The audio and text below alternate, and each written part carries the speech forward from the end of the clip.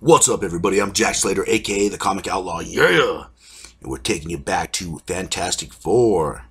Hell yes, number 95. Old school Stan Lee and Jack the King Kirby. So let's get it on. And if the Fantastic Four fails, this means that it's World War III. What do they mean by that implication? What's going on? Well, this is a new villain called Monocle. Guess what he does? Anyways, he has a camera and he's doing his plan for conquest.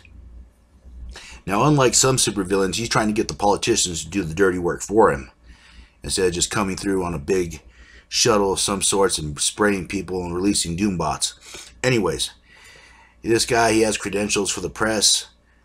He's using his camera right now and he's making his plans. Of course, he has one problem standing in his way, just in case, someone that could pooch the whole deal, and that is the Fantastic Four.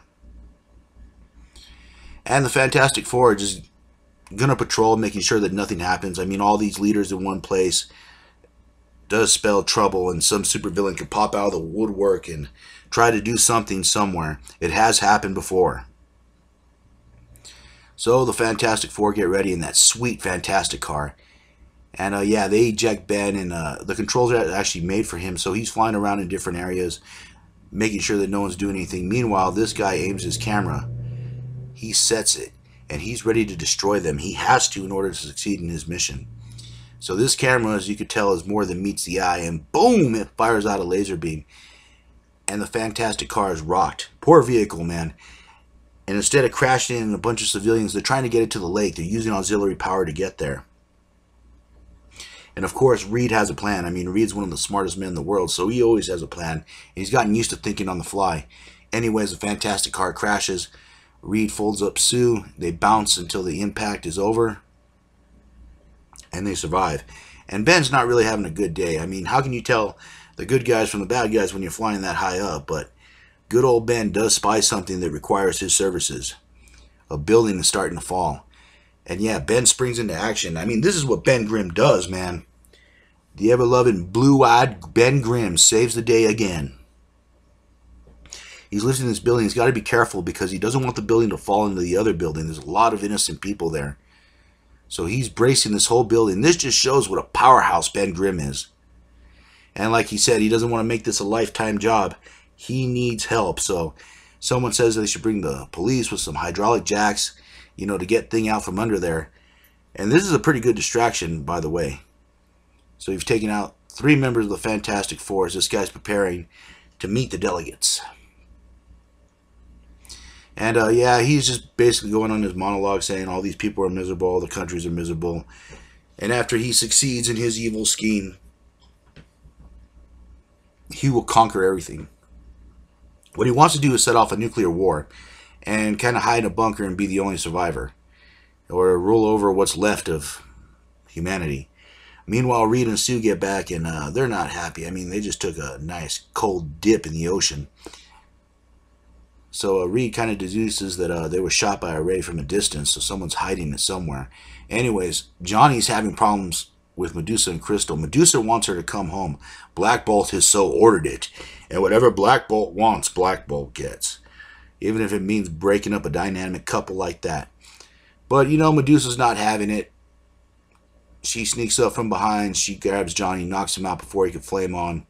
And they disappear into the portal before he has a chance to get any payback. So they're gone. They're gone to parts unknown. Knowing the Inhumans, they could be anywhere. Cockroaches. Anyways, Johnny's a little upset. You know, he just stood there and lost the girl he loved, which, you know, wasn't true. I mean, true, he could have reacted quicker, but Medusa played them both for fools, so, you know, he's all sad, he's upset. I mean, he looked for her for an entire year, and now he lost her again.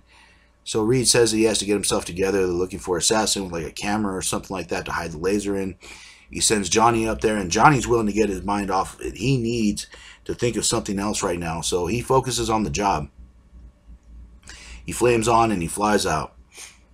Meanwhile, of course, this guy sees Johnny and he decides to set up a distraction. He tries to hit a water tower, kind of put out his flame, and then he hits another sign. And yeah, this is just all one big distraction to get them away from the delegates so he could take his shot. And Johnny wanted a distraction, and boy, he got it. As the beam keeps firing, and firing, he's wondering where it's coming from. And now the delegates begin to start. They're talking about world peace, other things, you know, basic politician stuff. Taking a very simple matter and complicating the hell of it. You know how politics work. Anyways, this guy has his camera ready. He's going to take aim. And with this, he'll start his war and then become the ruler of the world. But the beams ends up hitting him back. And he's wondering what happened. And of course, it's Reed Richards figuring everything out. He pulls out the beam from the camera and he starts shooting. Of course, Reed starts dodging everything. And this guy just does not want to give up his plans for world domination. You got to give it to him. I mean, this man has a plan and he's trying to see it through. But it's just not enough. Sue tries to stop him and this guy uses a judo flip. Jumps out of the window and he has a rocket pack, of course. I mean, why not? He starts to fly away on his escape, you know, valiant revenge or whatever. But he's missed one thing, the Human Torch, who just melts it. He falls down. Ben catches him, thinking maybe he shouldn't have. And of course, the Fantastic Four solved this one. They call the police. And there went Monocle. Yep.